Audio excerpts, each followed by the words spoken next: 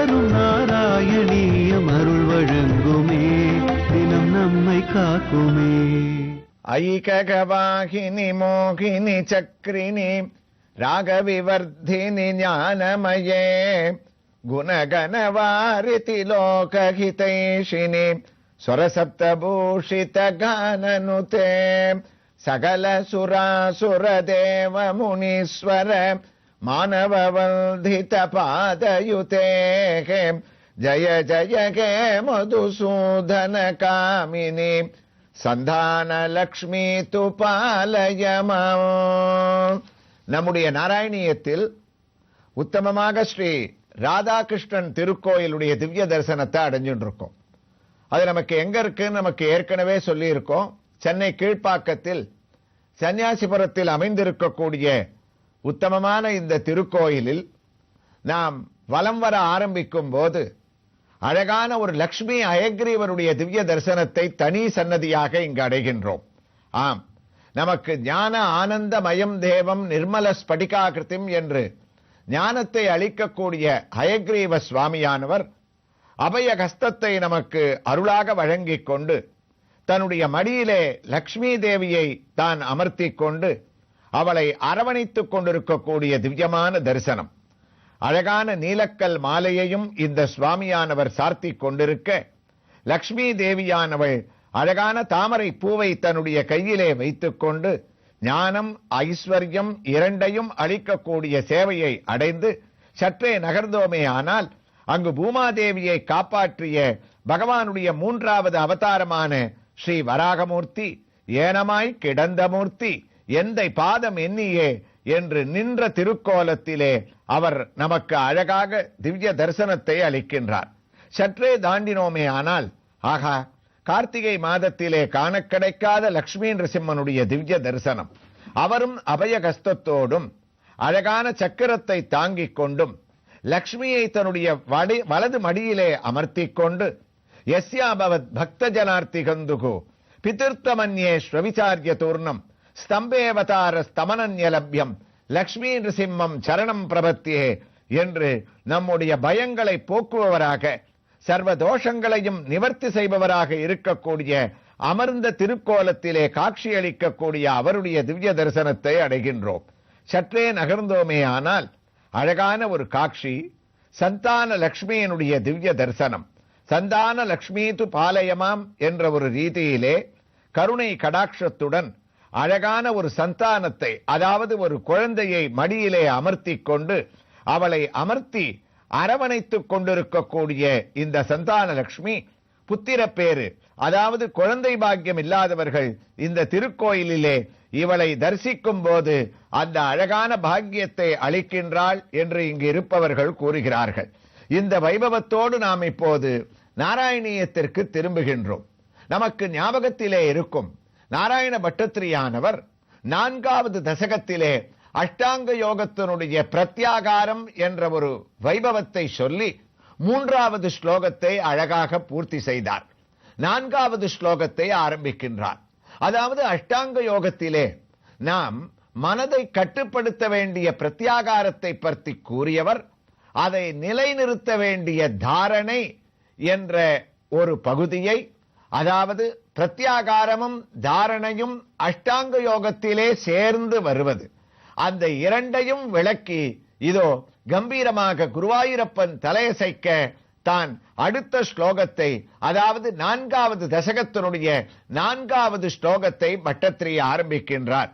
கிருஷ்ணா அஸ்புடே வபுஷிதே பிரயத்னதோ தாரயே மதிஷனம் முகுர் முகுகு தேன பக்திரசமந்தராத்ரிதாம் உத்ரகேமபவதங்கிரி சிந்தகாகா.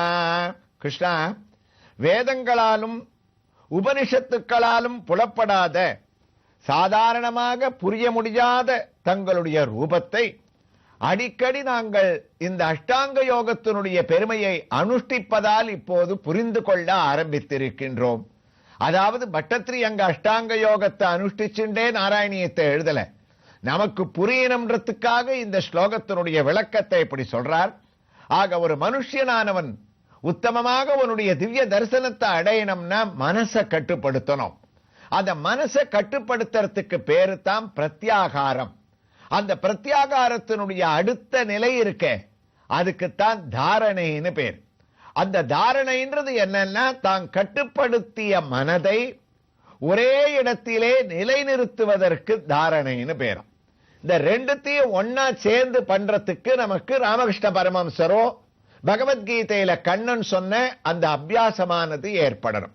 ரெண்டுத்துக்குமே இந்த பயிற்சி தேவைன்றது தான் நமக்கு பிரத்யாகாரமும் தாரணையும் நமக்கு சொல்ல வரக்கூடிய அஷ்டாங்க யோகத்தினுடைய வைபவங்கள்.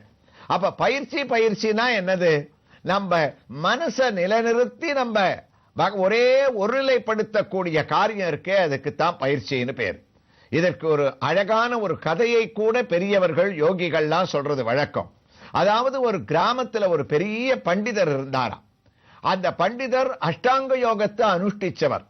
அந்த அஷ்டாங்க யோகத்திலையும் இந்த பிரத்யாகாரம்ன்ற மனசை கட்டுப்படுத்துறதுலையும் தாரணையில ஒரு நிலையில நம்ம கொண்டு வந்து வைக்கிறதுலையும் அவர் உத்தமமாக ஒரு வைபவமாக இருக்கக்கூடியவர். அவரிடத்துல ஒரு பெரிய ஒரு செல்வந்தரானவர் வந்தாராம். அவர் பெரிய கோடீஸ்வரர். அவர் வந்து இந்த பண்டிதரிடத்துல வணங்கி, நீங்க அஷ்டாங்க யோகத்துல கை தேர்ந்தவர்னு நான் கேள்விப்பட்டிருக்கேன், அதுல எனக்கு எல்லாத்தையும் கடைபிடிக்க முடியறது, இந்த மனசை மாத்திரம் எனக்கு அடக்க முடியல, இந்த பிரத்யாகாரம் தாரணை எனக்கு வரல, அதற்கு உண்டான ஒரு எளிய உபாயம் நான் கடைபிடிக்கிற மாதிரி சொல்லணும்னு சொன்னார். உடனே இந்த யோகியானவர், இந்த பெரியவர் என்ன சொன்னார், இந்த கோடீஸ்வரிடத்துல ஒரு சிறிய மந்திரத்தை உனக்கு உபதேசம் பண்றேன், கண்ணை மூடிண்டு மூச்சை இழுத்து பிடிச்சிண்டு மனசுக்குள்ளேயே தினமும் ஒரு 11 முறை அந்த மந்திரத்தை உச்சரித்தால் உனக்கு பிரத்யாகாரம் தாரணை வருவதற்கு நீ முயற்சி எடுத்ததாக ஆகும். அப்ப இந்த பணக்காரர் சிரிச்சுண்டே சொன்னாராம், ஒரு மந்திரமா, அதை போய் நான் 12 முறை சொல்றதுக்கு எனக்கு எங்க அவகாசம் இருக்கு? இத பாருங்க, என்னுடைய கையில 12 சாவி இருக்கு. அப்ப எனக்கு 12 அலுவலகத்தினுடைய பொறுப்பு இருக்கு, வீட்டை கவனிக்கணும். உங்களிடத்துல வந்து மனசை எப்படி அடக்கிறதுன்னு கேட்டா ஒரு ஸ்லோகத்தை சொல்லி அதை 12 முறை உச்சரிக்கிறதுக்கு எனக்கு அவகாசமே கிடையாது. உடனே சிரிச்சுண்டே இந்த யோகி சொன்னார், அப்பா அப்ப ஒரே ஒரு வரிய சொல்றேன், அதை உன்னால 108 முறை அதை சொல்ல முடியுமா? அதுக்கு எனக்கு எங்க அவகாசம் இருக்கும்? அவகாசமே எனக்கு கிடையாது. முழுக்க முழுக்க என்னுடைய மனசு மற்ற விஷயங்கள்ல ஈடுபட்டிருக்கு. ஏதாவது ஒரு வினாடி ஏதாவது ஒரு உபாயத்தை எனக்கு சொன்ன என்னுடைய வேலையோடு அதை கடைபிடிப்பேனே தவிர நீங்க சொல்றதெல்லாம் எனக்கு நடக்காத காரியம். எதற்காக உங்ககிட்ட இருந்து வந்தேன்னே தெரியல. உங்களுக்கு பிரத்யாகாரம் தாரணை மனதை கட்டுப்படுத்தி நிலைநிறுத்துறதுக்கு எளிமையான உபாயம் முடியாதான்னார். அப்ப இந்த யோகி சிரிச்சுட்டே கேட்டார், அப்ப ஒண்ணு பண்ணலாம், உன்னுடைய தொடர்ந்து நீ நடத்தக்கூடிய அலுவல்கள்லயே நீ தினமுமே வீட்டுல உன்னுடைய படுக்கை அறையிலேருந்து குளிக்கிறதுக்காக ஸ்நானம் பண்றதுக்காக இருக்கக்கூடிய அந்த அறைக்கு செல்வதற்கு எவ்வளவு நேரம் ஆகும், இல்லைன்னா அது எத்தனை தூரத்துல இருக்குன்னா, சிறிய தூரத்துல தான் இருக்கு, ஒரு நிமிஷத்துக்குள்ள நான் கடந்துடுவேன். அப்ப உனக்கு ஒரு வரியில ஒத்த வரி மந்திரம் ஒன்ன உபதேசம் பண்றேன், நீ ஒன்னும் பண்ண வேண்டாம், தினமும் படுக்கையிலேருந்து எழுந்து குளிக்க போகும்போது அந்த மந்திரத்தை சொல்லு, குளிச்சுட்டு திரும்பி வரச்சே அந்த ஒரு மந்திரத்தை சொல்லு, போரும்.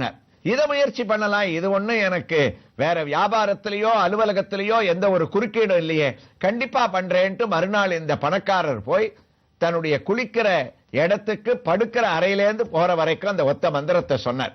திருப்பி அதை சொல்லச்சே இவருக்கு குளிச்சுட்டு டவலால தொடச்சுக்குச்சே, இப்ப நமக்கு டைம் இருக்க, அது ஒரு தடவை சொல்லலாமான்னு தானாவே தோணித்தான்.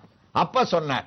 மறுபடியும் தனக்கு அலுவலகத்துக்கு போறதுக்கு முன்னாடி கார்ல உட்கார்ந்து இருக்கிற அவகாசத்துல இப்ப அதை சொல்லி பார்க்கலாமேன்னு சொல்லி பார்த்தாராம். அப்ப ஒரு காலகட்டத்தில் இந்த யோகி சொன்னது, இந்த உத்தமமான கோடீஸ்வரருக்கு எப்போதெல்லாம் தனக்கு அவகாசம் இருக்கோ அப்பெல்லாம் இந்த ஒத்தவரி ஸ்லோகத்தை சொல்லணும்னு அந்த அபியாசம், அந்த ஒரு பயிற்சியானது இவருக்கு தானாகவே அங்க ஏற்பட்டுடுத்து. அதனால ஒரு காலகட்டத்தில் என்னாச்சு, இவருக்கு மற்ற விஷயங்கள்ல இருக்கக்கூடிய அனாவசியமான சிந்தனைகள்லாம் இவரை விட்டு போயிடுத்தான். எப்பப்பெல்லாம் இவருக்கு பொழுது இருக்கோ அப்ப இந்த ஒத்தவரி ஸ்லோகம் மாத்திரம் தான் இவருக்கு ஞாபகத்துக்கு வந்தது. அதனால இவருக்கு அந்த அபியாசேன கவுந்தேஜ, அந்த பயிற்சியில என்னாச்சு, ஒரு நாள் ஒரு தடவை சொன்னவர் ஒரு காலகட்டத்துல அடிக்கடி அதை சொல்றது, அடிக்கடி ஓய்வு நேரங்கள்ல இதை பிரயோகப்படுத்துறதுன்ற மனதை கட்டுப்படுத்தக்கூடிய ஒரு திறன் இவருக்கு வந்துருது. ஆனால் அந்த சாது இவருக்கு சொல்லிக் கொடுத்த ஒத்தவரி மந்திரத்தினுடைய பொருளை இவர் தெரிஞ்சுக்கணும்னு நல்ல வேளை ஆசைப்படல. அவர் அந்த பொருளை தெரிஞ்சுக்கணும்னு ஆசைப்பட்டிருந்தார்னா பெரிய குழப்பத்துக்கு இவர் போயிருப்பார். காரணம், அவர் சொல்லிக் கொடுத்த ஒத்தவரி ஸ்லோகத்தினுடைய பொருள் என்னன்னா, நான் வாழ்க்கையில எதற்குமே உபயோகம் இல்லாதவன் அப்படின்னு இவரை திருப்பி திருப்பி சொல்ல வச்சிருக்காராம். அதுதான் அந்த ஒத்தவரி ஸ்லோகத்தினுடைய அர்த்தம். ஆனா இவர் அதை புரிஞ்சுக்கல. இருந்தாலும் அவருடைய அபியாசம், அந்த ஒரு சிந்தனையானது அவருக்கு திருப்பி திருப்பி அதை சொல்லணும்னு தூண்டியது இருக்கே, அந்த ஒரு பயிற்சி தான் பிரத்யாகாரத்துக்கு மூலமான காரணம். முழு நம்பிக்கை, அந்த ஒரு பயிற்சியானது அவர்களுக்கு ஏற்பட்டதே. ஆனால் அவர்களுக்கு அந்த பிரத்யாகாரம் மனசை நிலைநிறுத்தக்கூடிய பிரஷ்னீன அஷ்டாங்க யோகத்துல சொல்லக்கூடிய, அதாவது பிராணவாயுவை மூலாதாரம் முதலிய 6 ஸ்தானங்கள்ல தேனமல் திரசமந்தரார்த்திதம் உத்வகேம பவதங்கிரிச்சல்தகாக பிரத்யாகாரம் தாரணை என்று அந்த ஒரு மனசை நிலைநிறுத்துறதுக்கு ஒரு மனுஷனுக்கு என்ன வேணும்னு சொன்னால் நல்ல ஒரு நம்பிக்கையானது ஏற்படணுமா. எல்லாத்தையும் விட்டு கிருஷ்ணனை தவிர நமக்கு வேற வழி இல்லை, அவனே நமக்கு சர்வ அருளையும் உண்டாக்கணும் அப்படின்ற ஒரு சிந்தனையானது நமக்கு ஏற்பட்டதே. ஆனால் அந்த மனதை நாம் நிலைநிறுத்த முடியும் அப்படின்ற ஒரு வைபவத்தை தான் பிரத்யாகாரம் அதை நம்முடைய கட்டுக்குள்ள கொண்டு வருது. அடுத்தது தாரணை. அந்த மனசை நாம் ஒரு கட்டுப்பாட்டுல வந்தப்பறம் அதை ஒரே இடத்துல நாம் நிலைநிறுத்தி அதற்குண்டான ஒரு அடுத்த கட்டமான தியானத்திற்கு நம்ம அஷ்டாங்க யோகத்துல நம்ம நுழையணும்னு சொன்ன பட்டத்ரி சொன்னார், அஸ்புட்டே பபுஷி தே பிரயத்னதோ தாரையே மதிஷனம் முகுரு முகுகோ. இந்த காலகட்டத்துல ஒவ்வொரு மனுஷனுக்கும் பிரயத்தனம் இருக்கணும், அத நம்பிக்கை இருக்கணும். நம்ம பண்ணோம்னா கண்டிப்பா அதை நம்மளால சாதிக்க முடியும்.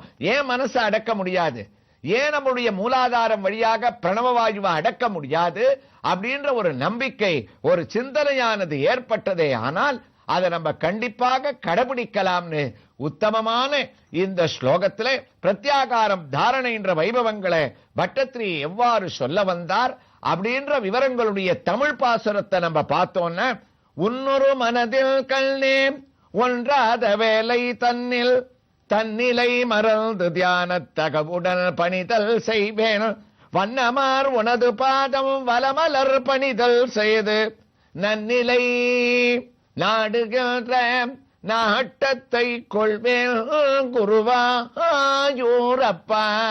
குருவாயூரப்பா, நாங்கள் செய்ய வேண்டியது எல்லாம் வண்ணமார் உனது பாதம் வலமலர் பணிதல் செய்து தன்னிலை மறந்து நாங்கள் தியானம் பிரத்யாகாரம் தாரணை என்ற தகவுடன் உன்னிடத்திலே பணிதல் செய்து மனத்தை அடக்க வேண்டும் என்று 4வது தசகத்தினுடைய இந்த ஸ்லோகத்தை முடிச்ச பட்டத்ரி அடுத்த ஸ்லோகத்தில தியானம் பிரத்யாகாரம் தாரணை இது மூன்றையும் சேர்த்து ஒரே கலவையாக அஷ்டாங்க யோகத்தினுடைய பிரபாவத்தை எவ்வாறு வர்ணிக்கின்றார் என்ற ஒரு வைபவங்களை இந்த திருக்கோயிலிலே மற்றொரு திவ்ய தரிசனத்துடன் நாம் தொடர்ந்து கேட்கலாம்.